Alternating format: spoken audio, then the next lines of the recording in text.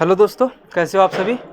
तो अभी तक हमने ऑप्टिक्स के 2 लेक्चर पढ़ चुके हैं। तो हमने पहले लेक्चर में पढ़ा था कि इंट्रोडक्शंस के बारे में, जिसमें ज्योमेट्रिकल ऑप्टिक्स के बारे में पढ़ा था, फिजिकल ऑप्टिक्स के बारे में पढ़ा था और क्वांटम ऑप्टिक्स के बारे में पढ़ा था, और उनके लिए क्या क्या कंडीशंस होते हैं उनको हमने पढ़ लिया था। फिर सेकंड में हमने क्या देखा था, हमने सेकंड लेक्चर्स में कुछ बेसिक डिफिनीशंस, रिफ्रैक्टिव इंडेक्स क्या होते हैं, इनके बारे में हमने पढ़ा था।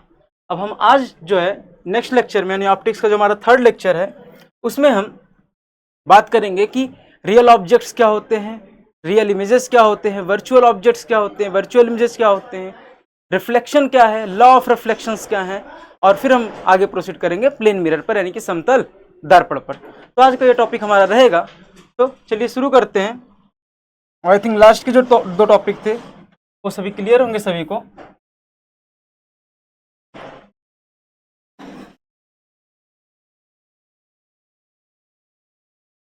ठीक है, तो चलिए स्टार्ट करते हैं।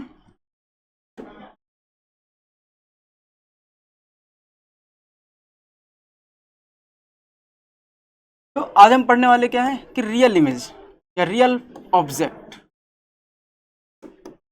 अक्सर ये बहुत बार कंफ्यूजन होता है कि हम किस ऑब्जेक्ट को रियल ऑब्जेक्ट कहेंगे या किस इमेज को हम रियल इमेज कहेंगे। अक्सर ये कंफ्यूजन आता रहता है। जैसे बहुत सारे क्वेश्चंस आते रहते हैं कि जो अवतल दर्पण है, कॉनकेव मिरर है या कॉन्वेक्स मिरर है, उसके द्वारा जो इमेज फॉर्मेशन होगा वो कैसा होगा, रियल इमेज कब बनेंगे, इमेजनरी इमेज कब बनेंगे। तो बहुत ज़्यादा कन्फ्यूजन रहती है। तो आज सबसे पहले हम ये समझ लेते हैं कि हम कब इमेज को कहेंगे वो रियल है और कब कहेंगे हमारा जो इमेज बन रहा है, कोई भी ऑप्टिकल एलिमेंट हो जिसके द्वारा बन रहा है, चाहे वो मिरर हो, चाहे लेंस हो, चाहे जिसके द्वारा बनता है, तो हम उसको कब कहेंगे कि वो रियल है और कब कहेंगे वो वर्चुअल है, मतलब कब कहेंगे वो वास्तविक है और कब कहेंगे वो आभासी है। सबसे पहले समझते हैं रियल ऑब्जेक्ट के। जैसे अगर मैं बात करूं, क्या मैं रियल हूं? हाँ बिल्कुल हूं मैं, क्योंकि भाई मुझसे जो है, मैं तुम्हारे सामने क्लियर खड़ा हुआ हूं। अब तुम मुझे वीडियोस में देख रहे हो वो अलग बात है, लेकिन अगर तुम्हारे साथ कोई दोस्त है तुम्हारा, तो वो रियल है। क्यों? क्योंकि तुम उसे टच भी कर पा रहे हो, समथिंग ऐसा कह सकते हो। लेकिन यहाँ पर ऑप्टिक्स के केस में ऐसा नहीं बात होता है। यहाँ पर हम क्या करते हैं कि अगर कोई भी वस्तु है, उससे दो या दो से अधिक किरणें उससे निकल रही हैं, इमिनेट हो रही है, कह सकते हो उससे किरणें जो है बाहर की ओर निकल रही हैं, तो हम कहते हैं कि वो ऑब्जेक्ट कैसा है, रियल ऑब्जेक्ट है। जैसे एग्जाम्पल के रूप में सपोज कर लो हमारे पास ये कोई ऑप्टिकल एलिमेंट है, ये कोई भी हमारा ऑप्टिकल एलिमेंट है। ऑप्टिकल एलिमेंट का यहाँ पर क्या मतलब है कि ऑप्टिकल एलिमेंट जो है तुम्हारा, ये कुछ भी हो सकता है।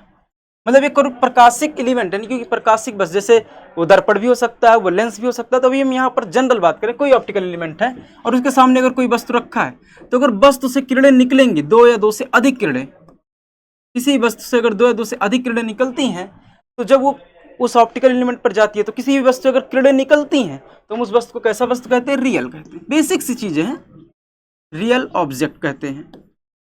हिंदी में क्या बोलेंगे हम लोग इसको? वास्तविक वस्तु, वास्तविक वस्तु।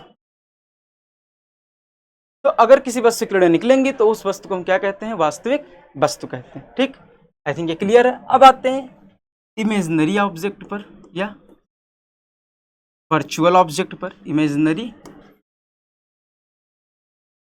या ज्यादा सही होता है वर्चुअल बोलना। कैसा? वर्चुअल। तो हम वर्चुअल ही बोलेंगे। यहाँ पर हम सिंपली बोलेंगे कि वर्चुअल ऑब्जेक्ट। यहाँ पर अगर हम बात करते हैं कि वर्चुअल ऑब्जेक्ट, कि वर्चुअल ऑब्जेक्ट क्या है? सपोज कर लो कि किसी जगहों से किरणें आ रही हैं और यहाँ पर मान लो कोई वस्तु है, तो यहाँ पर क्या होगा कि जो किरण होगी इस वस्तु पर या इस बिंदु पर, सपोज कर लो वस्तु है, इस वस्तु की ओर दो या दो से अधिक किरणें आ रही हैं, सपोज कर लो। अगर हम कह दें कि इसी के बीच में, यानी कि यहीं पर, अगर सपोज कर लो कि यहीं पर हम कोई ऑप्टिकल एलिमेंट लगा देते हैं, मतलब कोई वो लेंस हो सकता है, कोई वो मिरर भी हो सकता है, कुछ भी हो सकता है। अगर हम यहाँ पर लगाएंगे तो क्या होगा? यहाँ पर जो किरण होगी वो लगेगी क्या कि आती हुई प्रतीत हो रही है। वो कैसे लगेगी हमें? कि आती हुई प्रतीत हो रही है। कि हमें कुछ इस तरह से लगेगा कि वो किरण जो है आ रही है इसके पास, जैसे ऐसे।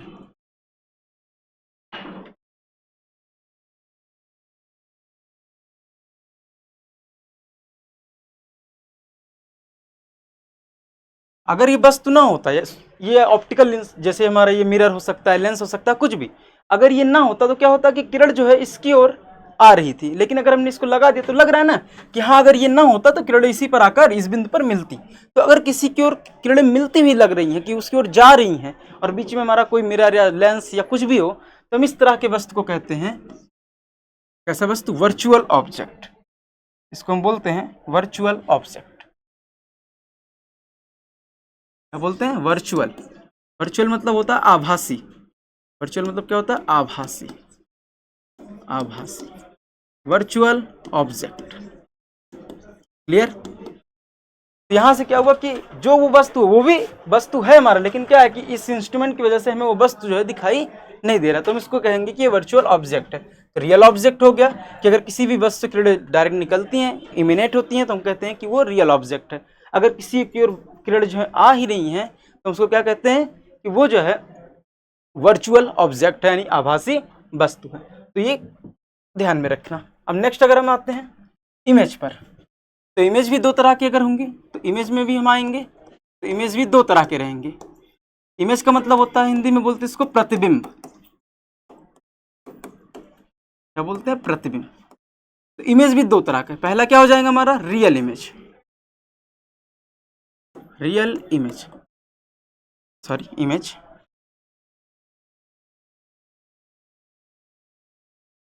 रियल इमेज मतलब वास्तविक प्रतिबिंब। रियल इमेज मतलब वास्तविक प्रतिबिंब।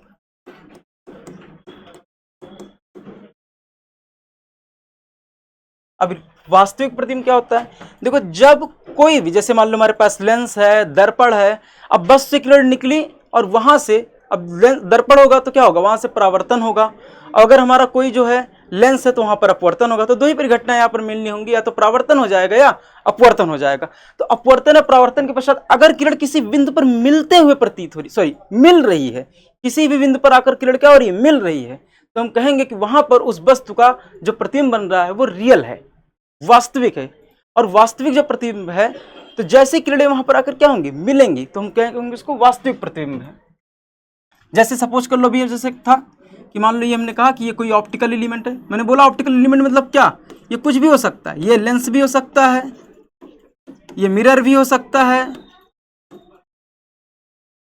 ये कुछ भी हो सकता है, ये लेंस भी हो सकता है, मिरर भी हो सकता है, एटसेट्रा, कुछ भी हो सकता है। अगर किसी वस्तु से यहां से किरण निकली, मान लो एक वस्तु है, उससे किरण निकली, और यहां से जो भी हो रहा है फिनोमेना, मान लो यहां पर ये आकर इस बिंदु पर मिल जा रही है, तो यहां पर क्या हो रहा है? किरणें जो हैं आकर मिल रही हैं। यानी कि अगर परावर्तन या अपवर्तन के पश्चात किरण जो है एक बिंदु पर आकर मिलती है, तो हम कहते हैं कि वहां पर उस वस्तु का रियल इमेज फॉर्म हो रहा है, यानी कि वास्तविक प्रतिबिंब बन रहा है। रियल इमेज, वास्तविक प्रतिबिंब। ठीक। और अगर मिलते हुए प्रतीत होती हैं, सपोज कर लो कुछ ऐसा, जैसे यहां पर है, यहां से वस्तु है, यहां से एक किरण ये गई और दूसरी किरण ये गई, और मान लो यहां से एक किरण इस तरह से वापस लौट आई। लेकिन अगर ये हम पीछे बढ़ा दें, इसको ऐसे ऐसे डॉट डॉट कर दें, ठीक, ऐसे हम पीछे बढ़ा दें इसको, अगर हम इसको जो है पीछे बढ़ा देते हैं, ऐसे डॉट डॉट कर देते हैं, तो इस बिंदु पर ये क्या हो रही है? मिलती हुई प्रतीत हो रही है। जा एक्चुअल में कैसे रही है? ऐसे रही है। यहां से किरण गई, यहां से जो भी होगा परावर्तन अपवर्तन, फिर यहां से ये किरण इस तरह से जा रही है। तो लेकिन अगर हम इसको पीछे बढ़ा रहे हैं, तो उस बिंदु, यानी किसी एक बिंदु से ऐसा लग रहा है कि उस बिंदु से होते हुए उस बिंदु से निकल रही है, तो हम कहते हैं कि वो जो पॉइंट है वो इस रियल ऑब्जेक्ट का, ये भी रियल ऑब्जेक्ट है, ये रियल ऑब्जेक्ट है, क्योंकि इससे किरण क्या हो रही है? निकल रही है। और यहां पर जो बन रहा है, ये हमारा कौन सा इमेज बन रहा है? वर्चुअल इमेज बन रहा है। ये जो हमारा बन रहा है, कैसा इमेज बन रहा है? वर्चुअल इमेज बन रहा है। Virtual image. ठीक।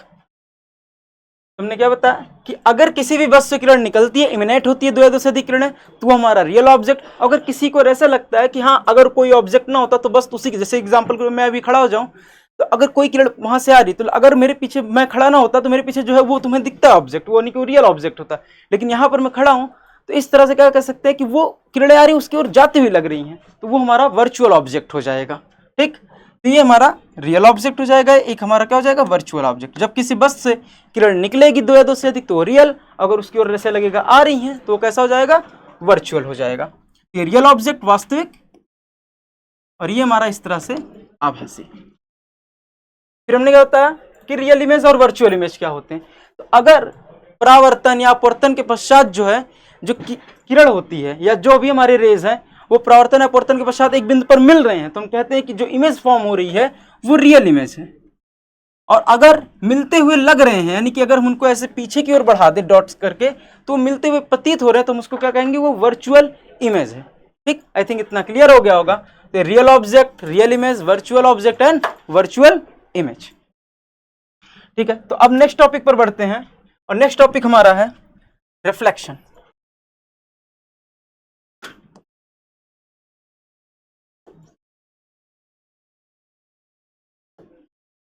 तो रिफ्लेक्शन क्या होता है, अगर हम बात करते हैं रिफ्लेक्शन को हम बोलते हैं हिंदी में परावर्तन।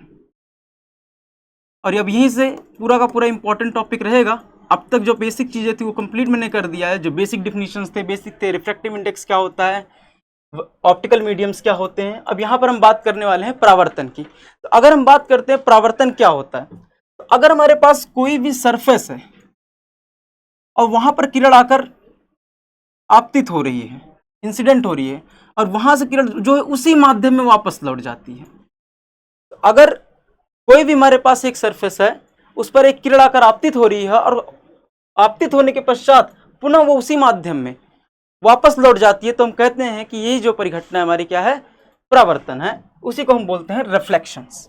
ठीक, तो यहां पर परावर्तन क्या होता है कि अगर कोई किरण किसी सतह पर आपतित होती है और आपतित होने के पश्चात पुनः उसी माध्यम में, सपोज कर लो कि ये एग्जाम्पल के रूप में ये कोई एक सतह है और एग्जाम्पल मान लो कि इधर जो है हमारा कोई दूसरा माध्यम है, सपोज कर लो इस साइड में एयर है हमारे पास और इस साइड में जो हमारे पास है वो मान लो वाटर है। अगर मान लो कोई किरण आ रही है इधर से और पुनः उसी माध्यम में वापस लौट जाए, यानी कि जिस माध्यम में आई अगर एयर वाले में आई है तो एयर में लौट जाए। जैसे मान लो जल है, अब वहां पर कोई किरण आई जल के सतह पर आई और फिर उसी तरह से उसी माध्यम में वापस लौट गई, तो अगर एयर में आई और एयर में ही लौट गई तो हम कहेंगे कि हाँ सेम मीडियम में वापस लौट गई, तो वो हमारा कौन सी परिघटना होगी परावर्तन। तो अगर कोई प्रकाश की किरण किसी सतह पर आपतित होती है और आपतित होने के पश्चात पुनः उसी माध्यम में, जिस माध्यम में किरण आई थी पुनः उसी माध्यम में वापस लौट जाती है, तो इसी परिघटना को हम क्या कहते हैं, परावर्तन कहते हैं। अब अगर हम बात करते हैं रिफ्लेक्शंस के तो ये दो तरह के होते हैं। ठीक, तो देखो यहां से ये कोई मान लो हमारे पास सरफेस है, ये सरफेस है, तो इस सरफेस पर क्या हुआ ये किरण आपतित हुई, तो जो किरण आपतित होती है उसको हम बोलते हैं इंसिडेंट रे, हिंदी में उसको क्या बोलते हैं आपतित किरण बोलते हैं, आपतित किरण इंसिडेंट रे। और जो किरण वापस जाती है चूंकि रिफ्लेक्शन है इसलिए हम इसको बोलते हैं रिफ्लेक्टेड रे, रिफ्लेक्टेड रे। ठीक, अब अगर एक क्वेश्चन अगर हम पूछ लिया जाए, जैसे कहा जाता है कि जो हम ग्लास होता है उसमें हमारा चेहरा दिखाई देता है, यानी कि जो मिरर होता है दर्पण होता है उसमें हमारा चेहरा दिखाई देता है, लेकिन जब हम न्यूज़पेपर पढ़ते हैं हम बुक्स पढ़ते हैं तो उसमें हमारा चेहरा क्यों नहीं दिखाई देता है। अब ऐसा उसका हम आंसर नहीं दे सकते कि हाँ वो मिरर है इसलिए दिखाई देता है, वो पेपर है इसलिए उसमें नहीं दिखाई देता, नहीं ऐसा नहीं है। यहाँ पर क्या है कि डिपेंड करता है कि रिफ्लेक्शन जो है उसके लिए जो सतह है वो कैसी है, तो इसी सतह के अकॉर्डिंग यानी जो सरफेस है हमारा उसी के अकॉर्डिंग रिफ्लेक्शन जो है दो प्रकार के होते हैं। पहला रिफ्लेक्शन कहलाता है रेगुलर रिफ्लेक्शन यानी कि नियमित परावर्तन, और दूसरा कहलाता है डिफ्यूज्ड रिफ्लेक्शन अनियमित परावर्तन। ठीक, तो हम जानते हैं, तो सबसे पहले हमने क्या कहा कि परावर्तन क्या है कि किसी भी सतह पर अगर कोई किरण आकर आपतित होती है और पुनः वो उसी माध्यम में वापस लौट जाती है, तो इसी को हम कहते हैं कि वो जो है हमारा है रिफ्लेक्टेड रे को हम हिंदी में बोलते हैं परावर्तित किरण, परावर्तित किरण। तो अगर हम डिफिनेशंस लिखें क्या हो जाएगा, if A ray incident on a surface in a medium and then written in the same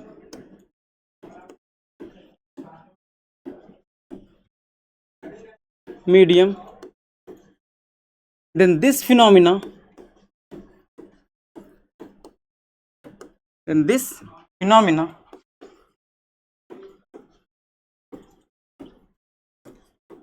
is called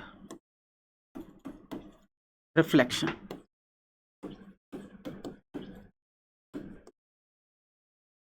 अगर हम इसको हिंदी में कहें तो यदि कोई किरण किसी सतह पर किसी एक माध्यम में आकर आपतित होती है और पुनः उसी माध्यम में वो वापस लौट जाती है तो हम इसी को क्या बोलते हैं, रिफ्लेक्शन बोलते हैं। जो किरण आती है उसको हम लोग बोलते हैं आपतित किरण और जो वापस लौटती है उसको हम क्या बोलते हैं, परावर्तित किरण कहते हैं। और ये हमारा रिफ्लेक्शन हुआ। तो ये जनरल डिफिनीशन होगी। लेकिन मैंने कहा कि रिफ्लेक्शंस दो तरह के होते हैं। जैसे डिपेंड किस पर करता है, सरफेस पर, कि वो हमारा सरफेस कैसा है, स्मूथ सरफेस है कि डिफ्यूज सरफेस है। डिफ्यूज सरफेस का मतलब कि सरफेस में थोड़ा सा रैंडमनेस है, एकदम स्मूथ नहीं है, उसको कुछ खुरदरा है।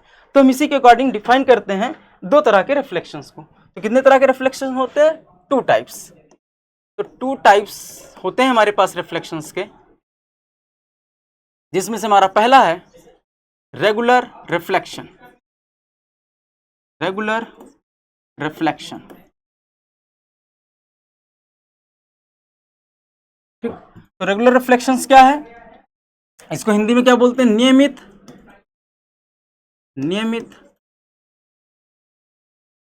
परावर्तन, ठीक।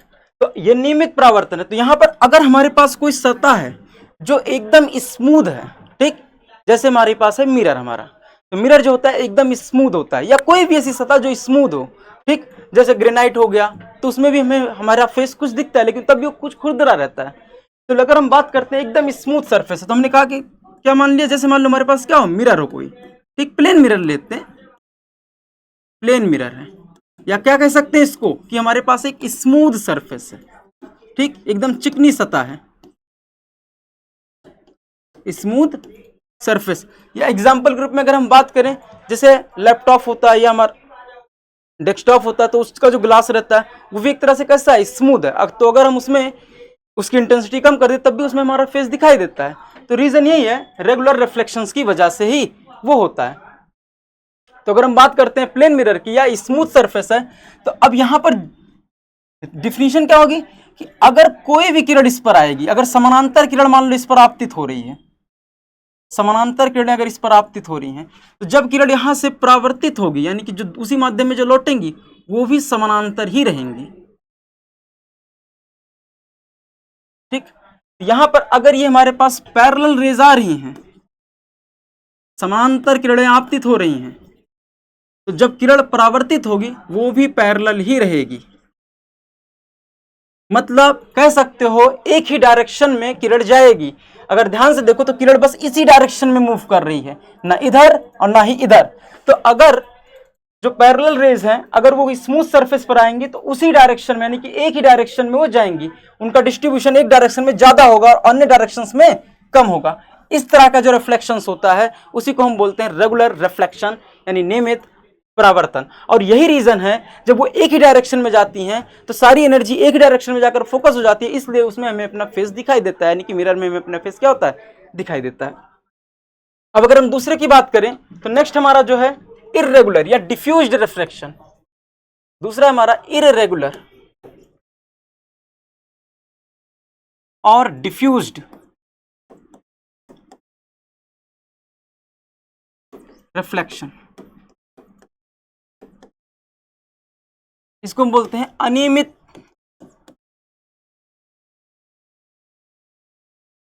परावर्तन। कैसा, अनियमित परावर्तन, ठीक, डिफ्यूज्ड रिफ्लेक्शन या इरेगुलर रिफ्लेक्शंस कहते हैं। तो हमने कहा कि मान लो कि अगर हमारे पास जो सतह है वो थोड़ी सी कैसी है, खुरदरी सी है, इस तरह से मान लो हमारे पास सतह है, ये खुरदरी सतह है। तो अगर यहां पर अगर मान लो किरणें आ रही हैं, मान लो पैरेलल रेज ही आ रही हैं,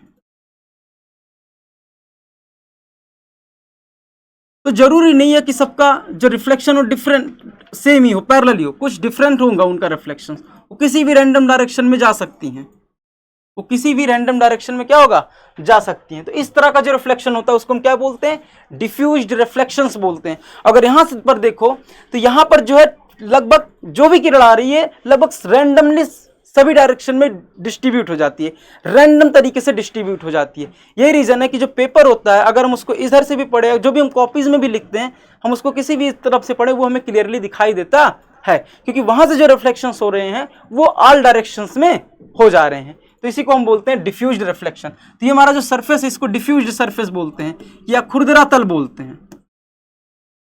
कि हमारा ये सरफेस जो है डिफ्यूज्ड सरफेस है। हाँ देख रहे हो ना, रैंडमनेस है, यहां से किरण कैसे भी यहां पर जा सकते हैं, पैरेलल नहीं होंगे। जबकि रेगुलर में क्या था, वहां पर रेगुलर में जो हमारा था कि किरण अगर आ रही है हमारे पास, अगर पैरेलल है तो वो जो परावर्तित भी होंगे वो भी कैसे रहेंगे, पैरेलल रहेंगे। तो इसी को हम बोलते हैं रिफ्लेक्शंस, रेगुलर रिफ्लेक्शंस। और दूसरा हमारा क्या हो गया, इररेगुलर या डिफ्यूज्ड रिफ्लेक्शन। तो डिफ्यूज्ड रिफ्लेक्शन की वजह से ही हम पेपर्स को पढ़ पाते हैं, बुक्स को पढ़ पाते हैं। अगर एकदम स्मूथ सरफेस पर लिखा जाए तो हम उसको पढ़ भी नहीं सकते हैं। तो डिफ्यूज्ड रिफ्लेक्शन अगर क्वेश्चन में आ सकता है कि जो हम पेपर पढ़ते हैं या जो हम बुक्स में जो लिखे चीजें रहती हैं वो पढ़ पाते हैं, किसकी वजह से, तो किसकी वजह से होता है, वो डिफ्यूज्ड रिफ्लेक्शंस की वजह से होता है। ये दो क्लियर हो गई उनकी बातें। तो रिफ्लेक्शंस क्या हुआ कि अगर एक ही माध्यम में किरण आती है पुनः उसी माध्यम में वापस लौट जाती है तो हम उसको बोलते हैं रिफ्लेक्शन यानी परावर्तन। और दो तरह के परावर्तन है हमारे पास, पहला हमारा है रेगुलर रिफ्लेक्शंस एंड दूसरा है हमारा इररेगुलर रिफ्लेक्शन। अब अगर हम आगे बढ़े तो अब हम आते हैं कि लॉ ऑफ रिफ्लेक्शन क्या होता है, मतलब परावर्तन का नियम, law of reflection, law of reflection. ठीक, अब यहां पर जो परावर्तन है वो हो तो रहा है लेकिन उसके लिए कुछ नियम है, वो किस तरह से हो रहा है। जैसे मैंने कहा पैरेलल रेज आई, पैरेलल रेज चली गई, तो जो लॉ ऑफ रिफ्लेक्शन है वो किसके लिए वैलिड है, वो डिफ्यूज्ड के लिए नहीं है, वो स्मूथ सरफेसेस के लिए ही है। यानी कि अगर हमारा सरफेस स्मूथ ना होकर डिफ्यूज हो जाएगा, रैंडमनेस आ जाएंगे, तो हम वहां पर लॉ ऑफ रिफ्लेक्शन अच्छे से नहीं यूज कर पाएंगे। तो लॉ ऑफ रिफ्लेक्शन क्या होते हैं, उसके लिए हमारे पास दो नियम है। तो उनको हम पढ़ने से पहले सबसे पहले हम मान लेते हैं कि हमारा एक स्मूथ सरफेस है।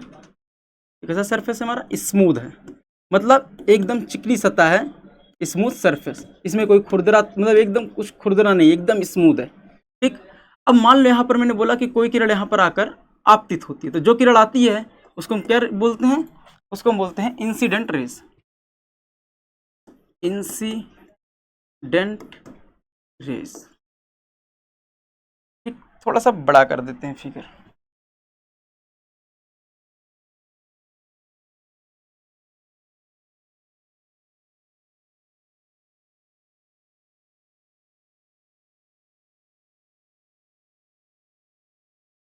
जो किरण आती है उसे क्या बोलते हैं, इंसिडेंट रेज, इंसिडेंट रेज मतलब आपतित किरण, इसको हम बोलते हैं आपतित किरण, आपतित किरण। अब जिस बिंदु पर आती है ये, जिस बिंदु पर ये किरण सतह की जिस बिंदु पर आकर मिलती है उसको हम क्या बोलते हैं, पॉइंट ऑफ इंसिडेंस या आपतन बिंदु, इंसिडेंस पॉइंट। इस पॉइंट को हम क्या बोलते हैं, इस जो जिस बिंदु पर आकर ये गिर रही है इसको हम बोलते हैं पॉइंट ऑफ इंसिडेंस या इंसिडेंस पॉइंट, आपतन बिंदु, इंसिडेंस पॉइंट, आपतन बिंदु।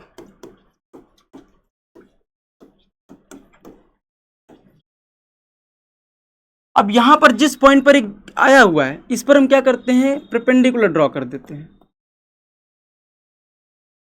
तो ये जो परपेंडिकुलर है हमारा, इसको हम बोलते हैं नॉर्मल, अभिलंब। लंब मतलब यहां पर अभिलंब, अभी मतलब यहां पर अभिलंब मतलब इस सतह के एकदम लंबवत खींचा गया है, ये नॉर्मल है हमारा, अभिलंब है। ठीक, तो क्या हुआ कि अगर यहां पर एक हमारे पास स्मूथ सरफेस है और स्मूथ सरफेस है तो जो स्मूथ सरफेस है इस पर एक किरण आकर आपतित हो रही है, और आपतित हो रही है तो जिस बिंदु पर आपतित होती है सतह के उसको हम बोलते हैं आपतन बिंदु।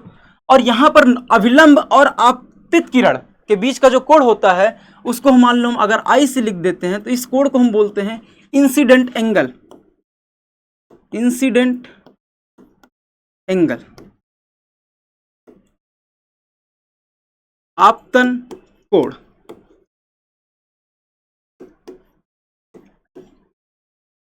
अब यहां पर ये जिस एंगल पर आया, अब किसी और एंगल पर यहां पर ये चला जाएगा, तो मान लेते हैं किसी एंगल पर ये चला गया,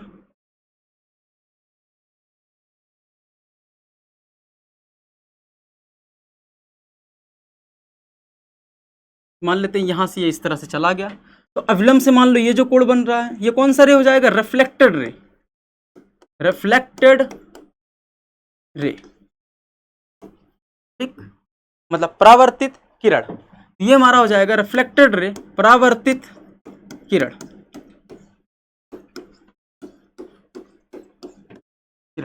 और यहां से जो ये एंगल बना रहा है इस एंगल को हम लोग बोलते हैं रिफ्लेक्टेड एंगल या परावर्तन कोण, रिफ्लेक्टेड एंगल।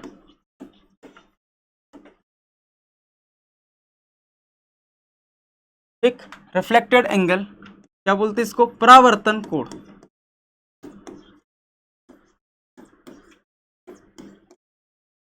ठीक, तो यहां पर तो अगर हम बात करें तो ये हमारा क्या हुआ, ये जो किरण आई है और ये कैसा सरफेस है हमारा, स्मूथ सरफेस है, स्मूथ सरफेस। तो जो यहां पर किरण आई है सतह पर उसको हम बोलते हैं आपतित किरण, जो कोण अविलंब से बन रहा है उसे क्या बोलते हैं, आपतन कोण। फिर यहां पर जो किरण परावर्तित हो गई है उसे हम बोलते हैं परावर्तित किरण, या जो वापस लौटी है, और जो यहां पर रिफ्लेक्टेड एंगल है आर अविलंब से जो बना रहा है, ठीक, इसको हमने किससे डिनोट कर दिया, आर से। अब यहां पर अगर ध्यान से समझो, ये ध्यान से देखो, अगर सपोज कर लो इधर का माध्यम, सपोज कर लो इधर का माध्यम एयर है, हवा है, और मान लो इधर का माध्यम जो है वाटर है, पानी है, तो ध्यान से देखो जो भी किरण आई है वो उसी माध्यम में वापस लौट गई है, जो भी किरण आई है उसी माध्यम में क्या हुई है, अब वापस लौट गई, दूसरे माध्यम में वो नहीं गई है, इसलिए इस प्रघटना को हम क्या बोलते हैं, परावर्तन कहते हैं। अब इस परावर्तन में जो है यहां पर हमने बेसिक चीजें समझ लिया कि क्या क्या चीजें हैं। अब अगर ध्यान से देखो जो भी यहां पर चीजें हमने बनाया हुआ है, आपतित की मतलब जो आपतित किरण है, परावर्तित किरण है, अविलंब है, और ये जो आपतन बिंदु है, ये सब के सब इसी बोर्ड पर हैं। क्या कोई बोर्ड से बाहर है कि हमने ऐसा कुछ कहा कि हाँ इसके लंबवत होना चाहिए, ऐसा यहां पर कुछ भी नहीं है। तो आपतित किरण, अविलंब, परावर्तित किरण, और ये जो आपतन बिंदु है, ये जो आपतन बिंदु है दिस, ये जो आपतन बिंदु है, ये तीनों के तीनों जो है कह सकते हो चारों जो है एक ही तल में है। तो इसको, यही हमारा परावर्तन का पहला नियम है, क्योंकि कोई भी चीज इस तल से यानी कि इस बोर्ड से बाहर नहीं है कि हमने ऐसा कह दिया कि आपतन बिंदु बाहर की ओर होगा, या ये जो किरण होगी ये कुछ बाहर की ओर हो जाएगी, लंबवत होगी, ऐसा कुछ भी नहीं है। तो सब के सब इसी एक तल में यानी इसी इस बोर्ड पर है, ये बोर्ड हमारा एक तल जैसा है। तो इसलिए पहला नियम जो बना क्या हुआ कि आपतित किरण, अविलंब, परावर्तित किरण और आपतन बिंदु, ये जो चारों होते हैं ये सब के सब क्या होते हैं, एक ही तल में होते हैं। तो जो हमारा पहला रूल बना रिफ्लेक्शंस का, जो लॉ ऑफ रिफ्लेक्शन है, लॉ ऑफ रिफ्लेक्शन है, उसका जो फर्स्ट रूल है, रूल नंबर फर्स्ट क्या है, incident ray, incident ray reflected ray, और क्या था यहां पर, इंसिडेंट रे हो गया, रिफ्लेक्टेड रे हो गया, नॉर्मल और incidence point, normal and incidence point, incidence point मतलब आपतन बिंदु। क्या लिखा हमने यहां पर, आपतित किरण, परावर्तित किरण, अभिलंब और आपतन बिंदु all lie in the same plane, यानी कि सब के सब एक ही तल पर होते हैं, सेम प्लेन। तो ये हमारा परावर्तन का पहला नियम है कि आपतित किरण, आपतित किरण, परावर्तित किरण, अभिलंब और आपतन बिंदु सब के सब एक ही तल में होते हैं, इस तल के बाहर कुछ भी नहीं होता। इसलिए हमारा ऑप्टिक्स इजी हो जाता है, क्योंकि हमें यहाँ पर कोई भी परपेंडिकुलर डायरेक्शन नहीं देखना होता कि इसके परपेंडिकुलर होगा, कुछ मूवमेंट होगा, ऐसा कुछ भी नहीं देखना होता। इसलिए ऑप्टिक्स में सब कुछ इजी पड़ जाता है। यही हमारा रूल नंबर फर्स्ट है। फिर सेकेंड रूल पर आते हैं, एक्सपेरिमेंट के थ्रू देखा गया कि जो ये हमारा है आई और ये जो हमारा है आर, मतलब आपतन कोण जो है और परावर्तन कोण जो है, ये दोनों जो होते हैं बराबर होते हैं। तो ये दूसरा हमारा नियम हो जाएगा। क्या नियम हो जाएगा दूसरा? अगर हम रूल नंबर सेकंड की बात करें,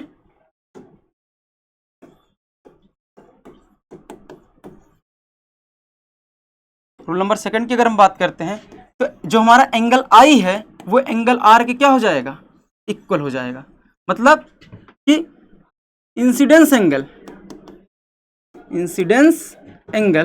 यानी आपतन कोण इक्वल टू रिफ्लेक्टेड एंगल।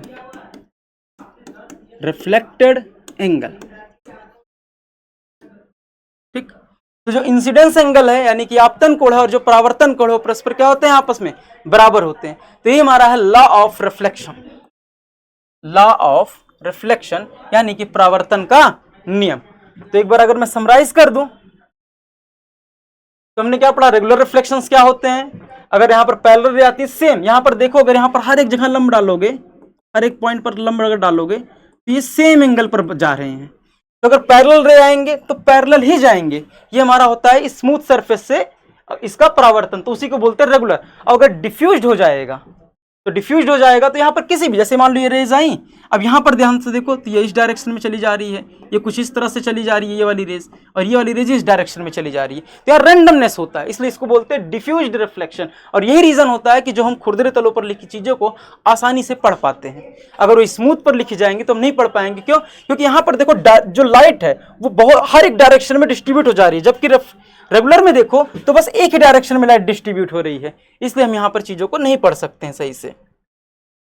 फिर हमने पढ़ा कि लॉ ऑफ रिफ्लेक्शंस के बारे में, तो यहां पर हमने सारे टर्म्स बता दिए क्या क्या होते हैं। और फिर हमने यहां पर दोनों नियम देख लिए कि आपतित किरण, परावर्तित किरण, आपतन बिंदु और नॉर्मल यानी अभिलंब, ये किस में होते हैं? एक ही तल में रहते हैं। और आपतन कोण और परावर्तन कोण परस्पर क्या होते हैं? बराबर होते हैं। यही हमारा है परावर्तन का नियम। अब यहां पर अगर हम कुछ और पॉइंट्स को करें तो जो ये एंगल होता है, इस एंगल को मान लो अगर हम अल्फा लिख दे और इस एंगल को लिख दें बीटा, इसको हम बोलते हैं ग्लेंसिंग एंगल।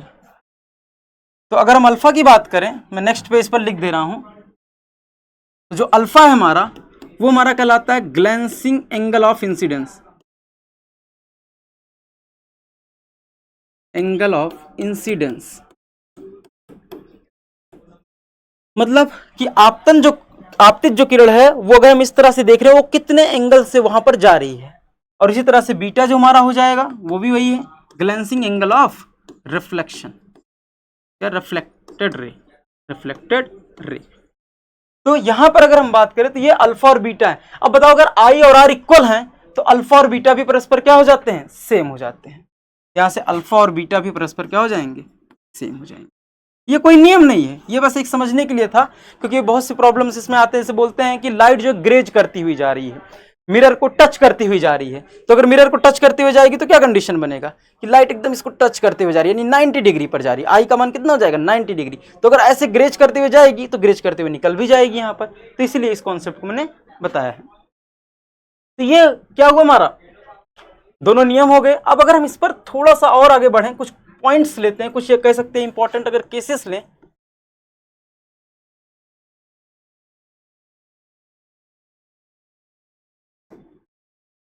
तो अगर मान लो हमने क्या बताया कि जो एंगल हमारा आई है वो किसके इक्वल हो जाएगा? आर के इक्वल हो जाएगा। ठीक, अब अगर ये हमारे पास एक सरफेस है और हमने कहा कि अगर कोई किरण इस पर अविलंबवत आपतित होती है, कोई भी किरण है इस पर अविलंबवत आपतित होती है, तो बताओ अगर इस बिंदु पर आपतित हो रही है तो ये हमारा इंसिडेंस पॉइंट हो जाएगा। और अगर हम इस पर कहेंगे लंब ड्रॉ करो, अगर इस पर लंब खींचो, तो इसी पर क्या हो जाएगा? इस बिंदु जहां पर आपतित हुई वहीं पर लंब ड्रॉ कर देंगे ऐसे ही। तो बताओ लंब भी वही उसी डायरेक्शन में हो जाएगा। तो बताओ लंब से आई जो है कितना एंगल बना रहा है? यहाँ पर जो यहाँ आई है लंब से कितना एंगल बना रहा है? 0। तो अगर ये 0 बनाएगा तो जो आर होगा वो भी क्या बनाएगा? 0। मतलब सीधा ही निकल जाएगा वो भी। इसका मतलब क्या हुआ कि अगर कोई किरण यहाँ पर जिस डायरेक्शन में अगर लंबवत आपतित होती है तो जो रिफ्लेक्टेड रे होती है वो उसी डायरेक्शन में यानी कि सेम पाथ को ट्रेस करते हुए वापस लौट जाती है। तो अगर पहला केस क्या क्या बना हमारा कि यदि if light rays incident normally, कैसा? नॉर्मली मतलब लंबवत।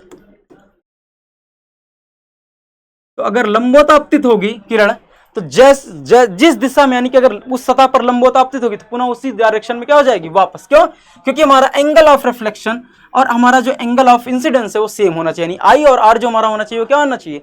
सेम होना चाहिए। तो ये हमारा पहला केस बन गया और ये इंपॉर्टेंट केस है। दूसरा क्या हो जाएगा हमारा? ग्रेजिंग एंगल जिसको बोलते हैं। ये सब छोटी छोटी चीजें हैं, क्योंकि एग्जाम में आ जाएगा कि ग्रेजिंग एंगल, तो यहां पर हमें बस इसके बारे में जानकारी होनी चाहिए कि ये होते क्या हैं। बहुत ही बेसिक सी चीजें हैं, उसमें बहुत ज्यादा कुछ नहीं करना। कि मान लो ये हमारे पास सतह है और ये जो है, ये मान लो कोई किरण जो है ग्रेज करती हुई, यानी कि एकदम टच करती हुई ऐसे यहां पर जा रही है, एकदम इस सतह पर टच करते हुए जा रही है। मतलब कह सकते हैं कि जो आई है वो किसके तरफ जा रही? 90 डिग्री, लेकिन 90 नहीं हुई है। जैसे मान लो 89.9 डिग्री हो गई, तो जस्ट ग्रेज करते हुए जा रही है, इस सतह को टच भी नहीं किया, लेकिन उससे ग्रेज करते हुए जा रही है। तो अगर लंब ड्रॉ करोगे यहां पर, तो जो अगर हमारा जो यहां से रिफ्लेक्टेड रे हो जाएगा वो भी क्या हो जाएगा? जितने एंगल पर ये होगा आई, सेम उसी एंगल पर ये भी हो जाएगा। इस तरह से, कुछ इस तरह से ऐसे सेम पर थोड़ा सा ग्रेज करते हैं, कुछ इस तरह से ऐसे निकल जाएगा ये भी रिफ्लेक्टेड रे। ठीक, तो यहां पर इसको बोलते हैं ग्रेजिंग एंगल। ग्रेजिंग एंगल का मतलब क्या हुआ कि जो आई है वो लगभग टेंडिंग टू π/2 है, मतलब 90 डिग्री है। 90 डिग्री हुआ नहीं है लेकिन उसकी तरफ जा रहा है, तो इसी को हम बोलते हैं ग्रेजिंग एंगल। कि उस मिरर की ओर 90, यानी कि नॉर्मल से जो कोण बना रहा है 90, तो अगर ये 90 डिग्री है तो आर भी क्या हो जाएगा? सेम उसी डायरेक्शन में जाएगा। तो इसी एंगल को हम बोलते हैं ग्रेजिंग एंगल। तो कह सकते हैं लगभग आई इज इक्वल टू कितना? 90 डिग्री। तो अगर आई इक्वल टू 90 डिग्री, मतलब मिरर की डायरेक्शन में जा रहा है, तो क्या कोई चेंज होगा? नहीं, सीधा निकल जाएगा। अगर कोई रे है, सतह है, और इस सतह पर ऐसे ही किरण जाए तो सेम उसी डायरेक्शन में क्या हो जाएगी? चली जाएगी। लेकिन अब सतह है तो वहां नहीं कह सकते किरण जाएगी, तो इसलिए हम इसको ग्रेजिंग लेकर चल रहे हैं। ये ग्रेजिंग एंगल है, यानी कि जब हमारा आपतन कोण 90 डिग्री के पास होता है। कुछ यही कुछ इंपॉर्टेंट केसेस थे। तो पहला ये हो गया और दूसरा ये हो गया। ठीक, अगर हम तीसरे केस पर आते हैं,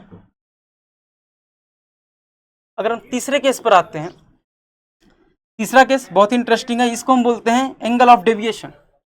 यहां पर हम करने वाले हैं एंगल ऑफ डेविएशन, विचलन कोण, एंगल ऑफ डेविएशन। ये अक्सर एग्जाम में पूछा भी गया कई बार कि मान लो अगर कह दिया जाए कि कोई किरण जो है 30 डिग्री के कोण पर आपतित होती है, समतल दर्पण पर या किसी दर्पण पर आपतित होती है या किसी सतह पर आपतित होती है, तो अगर वहां पर वो उसी डायरेक्शन में भाई जितने डिग्री पर आएगी उतनी डिग्री पर वापस लौट जाएगी, तो क्वेश्चन पूछेंगे कि विचलन कोण क्या होगा। तो विचलन कोण होता क्या है?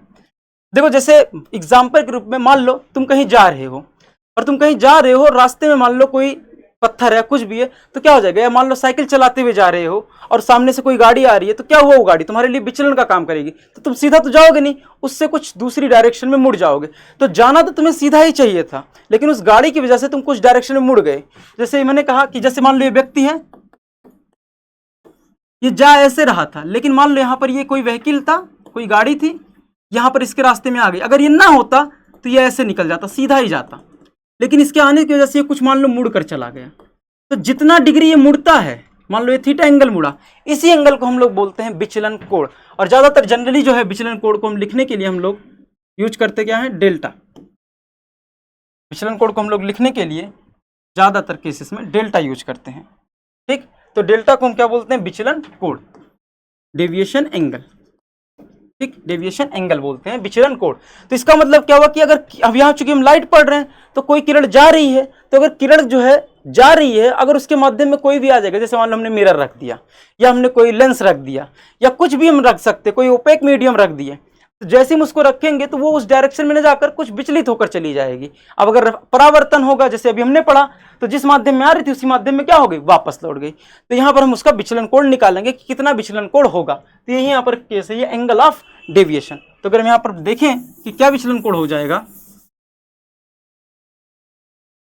देखो जैसे मान लो मैंने कहा ये स्मूथ सरफेस है और कोई किरण यहाँ पर क्या हो रही है?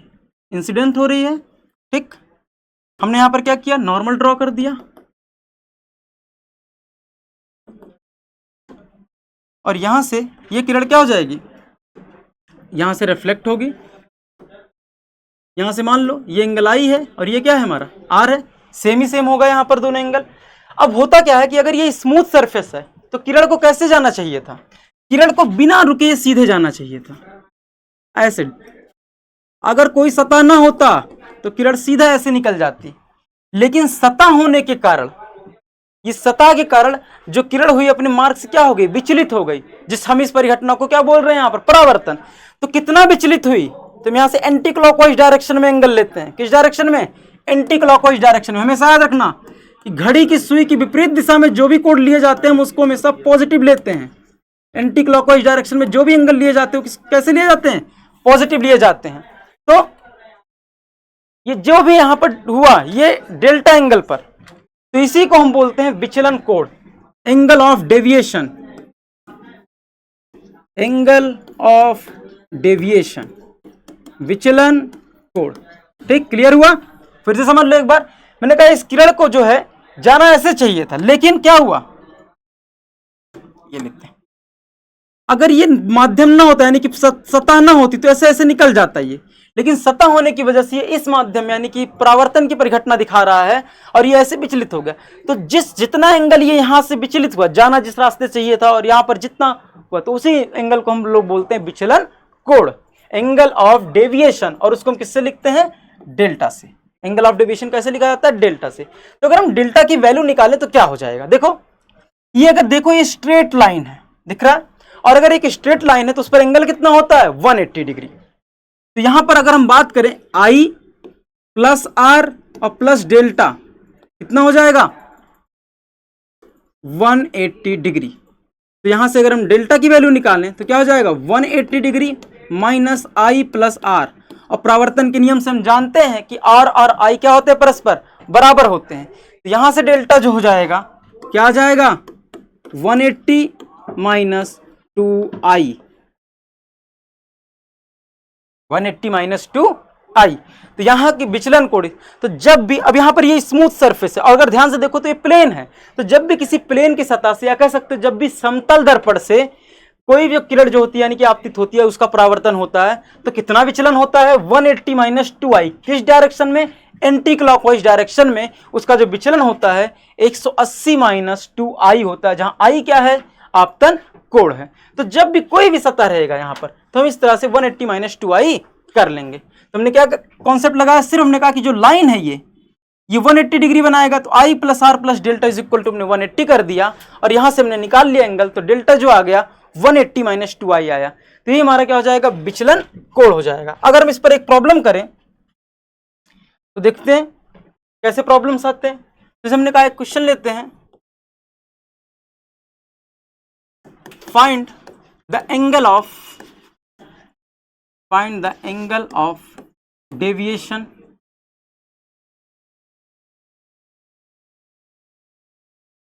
of the incident ray in the given figure।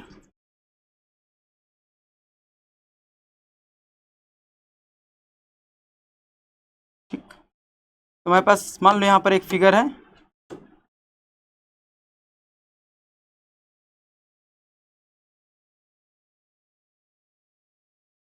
ठीक, ये हमारे पास एक फिगर है और यहाँ पर ये दिया गया है, हमें निकालना है कि एंगल ऑफ डेविएशन कितना होगा, और ये जो एंगल यहाँ पर दिया गया है वो है 60 डिग्री। ठीक, ये एंगल दिया गया 60 डिग्री। अब इस क्वेश्चन में कहा गया कि एंगल ऑफ डेविएशन निकालो, किसका, इंसिडेंट रे का।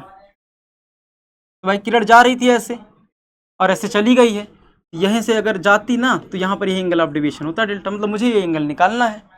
ठीक, अब अगर यहाँ से देखो तो अगर हम डायरेक्ट फार्मूला का यूज करना चाहें तो डेल्टा इज इक्वल टू क्या हो जाएगा 180 माइनस 2i, ये i होता है और ये क्या होता है r।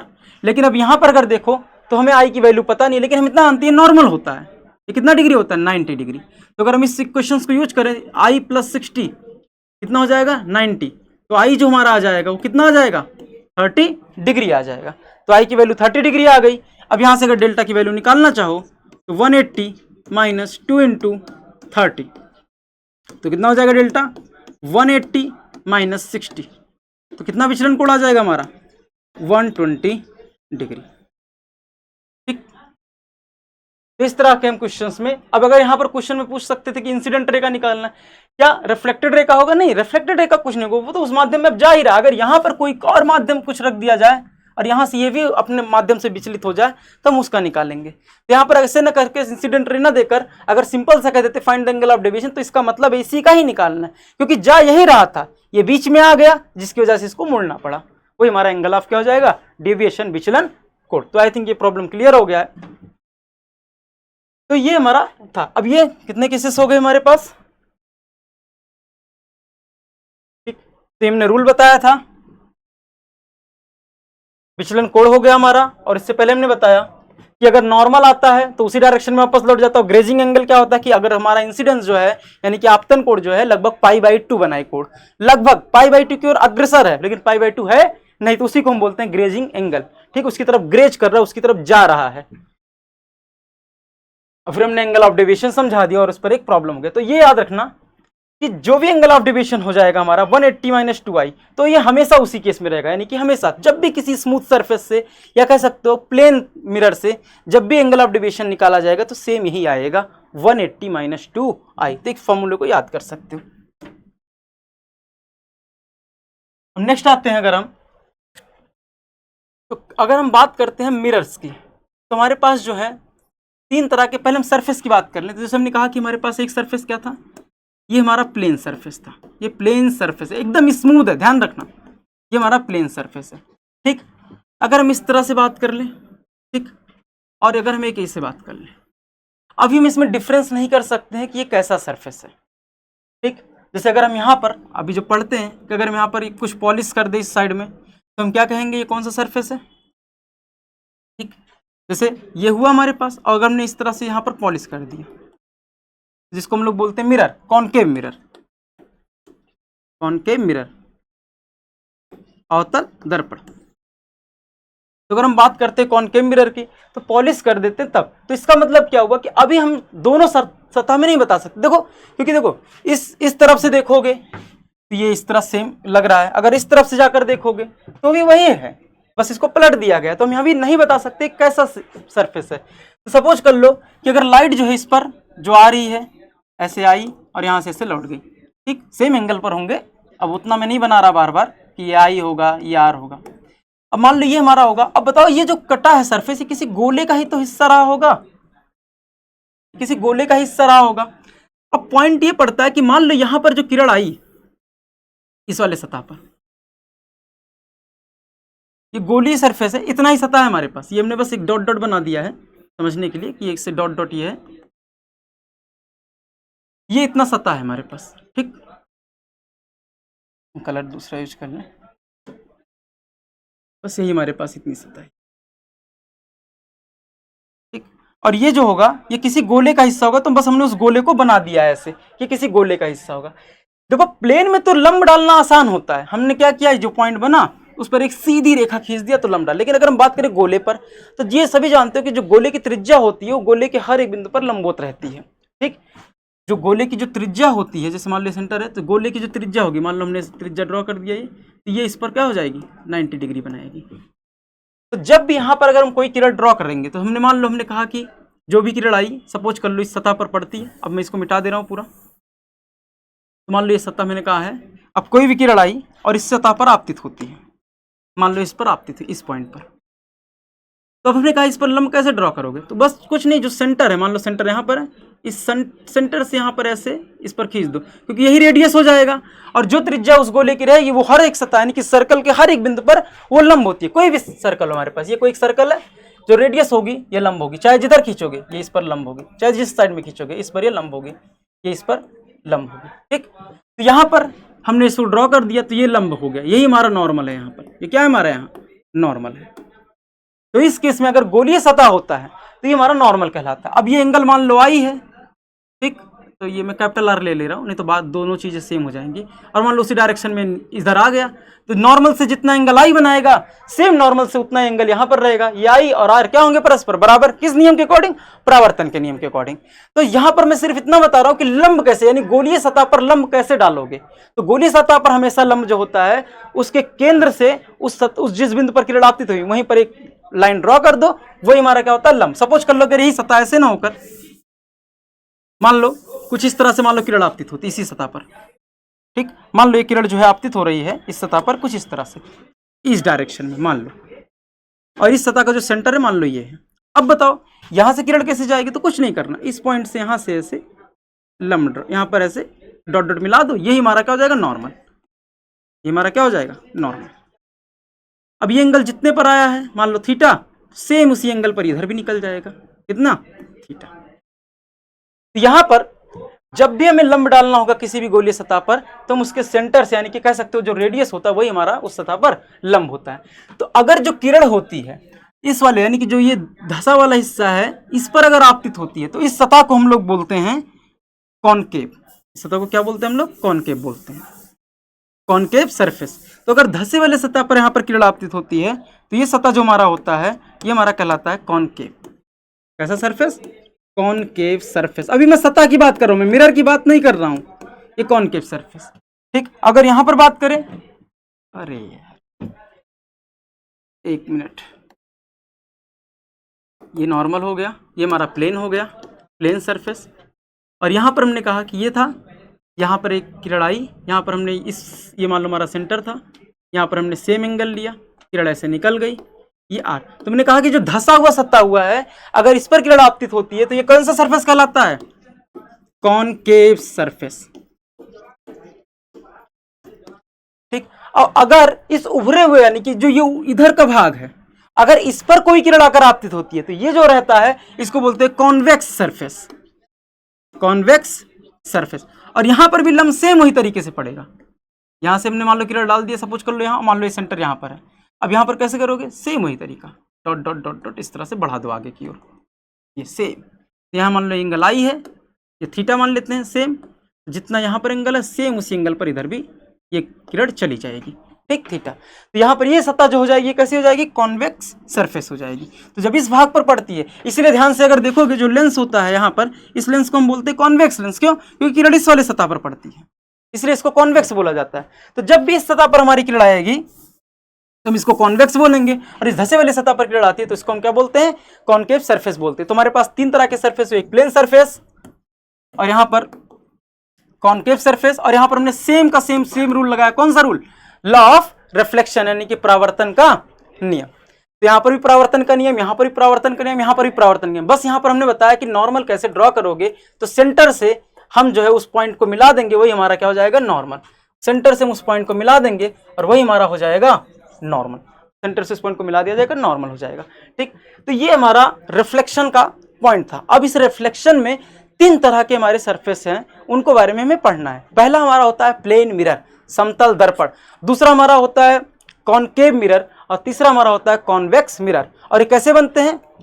एक तरफ जो होता है पॉलिश कर दिया जाए अगर, तो अगर हम एक तरफ पॉलिश कर देते हैं तो ही हमारा जो सतह होता है मिरर की तरह व्यवहार करने लगता है। तो सब नेक्स्ट टॉपिक हमारा रहेगा प्लेन मिरर।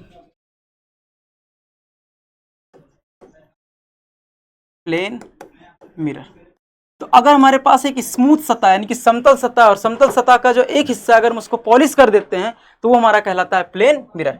जैसे हमने कहा कि मान लो हमारे पास ये स्मूथ सतह है, और इस स्मूथ सतह पर हमने क्या कर दिया? एक पॉलिश कर दिया, इस तरह से ये हमने पॉलिश्ड कर दिया। क्या कर दिया? पॉलिश्ड।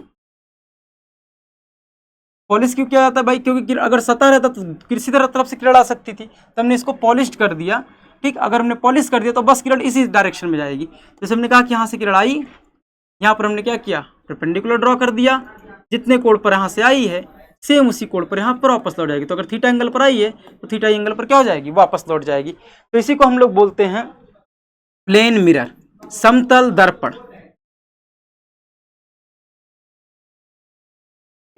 इसी को हम बोलते हैं समतल दर्पण। तो ये हमारा प्लेन मिरर हो गया, और यही प्लेन मिरर हमारा क्या कहलाता है, हिंदी में इसको क्या बोलते हैं, समतल दर्पण। और जो हमने रिफ्लेक्शंस का नियम बताया है वो यहाँ पर भी अप्लाई होगा। क्या बताया हमने कि आपतित किरण, यहाँ पर आपतित किरण, परावर्तित किरण, अविलंब और जो हमारा आपतन बिंदु है, तीनों एक ही तल में होते हैं। इसलिए हमने इस नियम को पहले बता दिया ताकि अब हमें बार बार मिरर में इसको बार बार पढ़ना ना पड़े। दूसरा हमने क्या बता दिया कि यहाँ पर जो हमारा आई होता है, जो आर होता है, वो क्या होते हैं, बराबर होते हैं, यानी कि आपतन कोण और परावर्तन कोण परस्पर क्या होते हैं, बराबर होते हैं। और यहाँ पर हमने ग्लैंसिंग एंगल के बारे में थोड़ा सा समझा दिया। फिर हमने कुछ केसेस ले लिए, जिसमें से पहला केस था कि अगर अभिलंबोत आपतित होती है सतह पर तो उसी डायरेक्शन में क्या हो जाएगी, वापस लौट जाएगी। अच्छा, अगर अभिलंबोत की यहाँ पर बात करें, जैसे हमने दोनों भी केसेस बताए, तो उसमें कैसे आपतित होंगी, जैसे ये केस लेते हैं अगर, तो यहाँ पर अभिलंबोत क्या होगी, केंद्र यानी जिस डायरेक्शन में सेंटर उसी त्रिज्या की दिशा में अगर यहाँ पर मान लो आपतित हो जाती है, सेम उसी सेंटर में, डायरेक्ट उसी पॉइंट से सेंटर की ही तरफ, ये हमारा हो जाएगा। या अगर इस केस में हम बात कर लें, यहाँ पर भी ऐसे त्रिज्यता लंबवत अगर आपतित हो जाए, जिस डायरेक्शन में आएगी तो पुनः उसी डायरेक्शन में क्या हो जाएगी, वापस हो जाएगी। यहाँ पर भी हम इस तरह से इसको समझ सकते हैं। ये बहुत ज़्यादा इंपॉर्टेंट रहेगा क्योंकि ये अक्सर यूज होगा। यहाँ पर इस डायरेक्शन में जाएगी तो यहाँ से वापस ही इस डायरेक्शन में वापस चली जाएगी। हम इस तरह से इसको समझ सकते हैं। ठीक, फिर नेक्स्ट हमने क्या पढ़ा, विचलन कोण पढ़ा। हमने कहा विचलन कोण जो होता है क्या होता है, delta is equal to 180 minus 2i। तो जो इंसिडेंट रे जा रही थी, कोई भी सतह आने की वजह से वो मुड़ गई, तो कितना मुड़ी, वही हमारा क्या कहलाएगा, विचलन कोण कहलाएगा। नेक्स्ट हमने क्या पढ़ा, हमने एक क्वेश्चन लगा लिया कि कितना विचलन कोण हो जाएगा। अगला हमने समझा कि तीन तरह के हमारे क्या क्या सर्फेसेस हो सकते हैं। फिर हमने कहा अगर इन्हीं सर्फेसेस पर पॉलिश कर दिया जाए तो हमारा क्या हो जाएगा, मिरर। और जो रूल हमने सब कुछ पढ़ा है वही यहाँ मिरर में अप्लाई होगा। अब यहाँ से जो मिरर है हमारा प्लेन मिरर, तो नेक्स्ट क्लास में भी इसको पढ़ेंगे। और प्लेन मिरर में हमारा क्या रहेगा नेक्स्ट टॉपिक, जैसे कि इमेज कैसे बनाएंगे, इमेज फॉर्मेशन के बारे में पढ़ेंगे। और ये सबसे इंपॉर्टेंट है क्योंकि इमेज फॉर्मेशन से सारे के सारे प्रॉब्लम्स इजीली सॉल्व हो जाएंगे, चाहे वो लेंसेज से रिलेटेड होंगे, चाहे मिरर से रिलेटेड होंगे, क्योंकि जो कॉन्सेप्ट यहाँ यूज होगा सेम वहीं पर कॉन्सेप्ट यहाँ पर होगा। तो अगर दर्पण के लिए हम एक यहाँ रूल समझ लेंगे तो समतल दर्पण के लिए, अवतल दर्पण के लिए, उत्तल दर्पण के लिए सेम के सेम हम प्रॉब्लम्स को लगा सकते हैं। अब क्वेश्चन बहुत सारे किस तरह से आते हैं जो हम कल पढ़ाएंगे, उसके बारे में एक बार डिस्कस कर लें क्या क्या रहेगा। जैसे हमने कहा कि मान लो एक मिरर ये है, मान लो दूसरा मिरर ये है, और ये मान लो किसी एंगल थीटा पर रखे गए हैं। तो अगर दो मिरर एक दूसरे से थीटा एंगल पर रखे गए हैं और यहाँ पर मान लो कोई वस्तु है, कोई ऑब्जेक्ट है, तो मैं कहूँ कि ये ऑब्जेक्ट जो है इसके कितने नंबर ऑफ इमेजेस बन सकते हैं। ठीक, और ये क्वेश्चन आया हुआ है वो कैसा क्वेश्चन है मैं बता देता हूँ। क्वेश्चन ऐसा था कि अगर दो मिरर जो है एक दूसरे से लंबवत रखे गए हैं तो जो इसका प्रतिबिंब बन रहा है, कितना प्रतिबिंब बनेगा तो ठीक है, लेकिन क्वेश्चन क्या पूछा गया था कि किन्हीं जो दो प्रतिबिंब बनेंगे उसमें से कौन से प्रतिबिंब, किन्हीं दो प्रतिबिंबों के बीच की जो दूरी अधिकतम कब होगी। तो वहां पर चार ऑप्शंस दिए गए थे कि अधिकतम कब हो जाएगी। मान लो अगर लंबवत दे दिया जाए, यहाँ पर ऐसे दो मिरर ऐसे क्या है लंबवत रख दिए गए हैं, और कोई किरण यहाँ पर मान लो किसी कोण पर आकर आपतित होती है, मान लो अल्फा कोण पर आपतित होती है, तो क्वेश्चन पूछ सकते हैं कि डेविएशन कितना हो जाएगा, यानी डेल्टा। अभी जो हमने पढ़ा एक से भी हमने पढ़ा था 180 माइनस 2i, तो अगले वाले से भी कितना हो जाएगा उसके बारे में आ सकता है। फिर अगर हम बात करते हैं कि इससे क्या क्वेश्चन आ सकते हैं, अगला जो टॉपिक रहेगा हम जो कल पढ़ेंगे, कल हम प्लेन मिरर कंप्लीट कर लेंगे। जैसे यहाँ पर क्वेश्चन आएगा कि मान लो कोई वस्तु है, मान लो v वेग से जा रहा है, तो जो उसका प्रतिबिंब बनेगा वो कितने वेग से आएगा। ठीक, इस तरह के क्वेश्चन आ सकते हैं। या यहाँ पर तो सीधा मान लो लंबवत आ रहा है, मान लो किसी कोण पर जा रहा है, मान लो यहाँ से थीटा 30 डिग्री कोण पर है, तो यहाँ पर जो है कितना इमेज बनेगा वो कितने डिग्री पर जाएगा, उसके बारे में पढ़ेंगे। ठीक, या बहुत सारे क्वेश्चन ऐसे आ जाते हैं एग्जाम में कभी कभी कि जो लेटर यल है मान लो या लेटर पी है मान लो, तो जो इसका प्रतिबिंब बनेगा वो किस तरह से बन जाएगा, इस तरह के प्रॉब्लम्स आएंगे। तो यहाँ पर ये प्लेन मिरर का रहेगा। जो प्लेन मिरर का हमने सेम कॉन्सेप्ट पढ़ा है वही। अब प्लेन मिरर में जो इमेज बनता है वो कैसा रहता है, वर्चुअल रहता है, रियल रहता है। तुमने अभी तुम लोगों को सबसे पहले टॉपिक यही समझाया था कि जो रियल ऑब्जेक्ट क्या होते हैं, वर्चुअल इमेजेस क्या होते हैं, रियल इमेजेस क्या होते हैं, वर्चुअल इमेजेस क्या होते हैं, ये कॉन्सेप्ट सब जगह यूज होगा। ठीक, ये अगर किसी वस्तु से किरण निकलेगी तो वो हमारा वास्तविक, अगर किरण इस तरह से रहेगी कि उसकी ओर आते हुए लगेगी तो वो हमारा वर्चुअल इमेज रहेगा। दूसरा हमने इमेज के बारे में पढ़ा था, तो यहाँ पर जो क्या था, यहाँ पर हमारा रियल ऑब्जेक्ट था,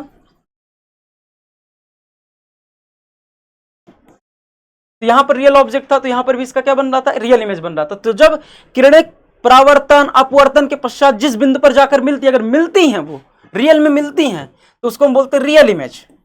और अगर मिलती हुई प्रतीत होती हैं तो हम उसको क्या बोलते हैं, वर्चुअल इमेज। तो ये बात ध्यान में रखना, अक्सर लोग कंफ्यूज आते हैं कि लेंस जो बन रहा है, मान लो यहाँ पर वस्तु रखा है, उसका कुछ प्रतिबिंब बना, तो कैसा रहेगा, वर्चुअल रहेगा, रियल। तो रियल का हमेशा कॉन्सेप्ट है ये कि अगर परावर्तन या अपवर्तन के पश्चात किरण जाकर मिलेगी तो रियल, और अगर ऐसा लगे कि क्या हाँ पीछे कुछ बढ़ा दें अगर किरणों को तो मिलते हुए प्रतीत होंगी, तो वो वर्चुअल इमेज रहेगा। तो यही कॉन्सेप्ट रहेगा। तो हम इसके बारे में वहाँ पर पढ़ेंगे कि वो सारी चीजें क्या हैं।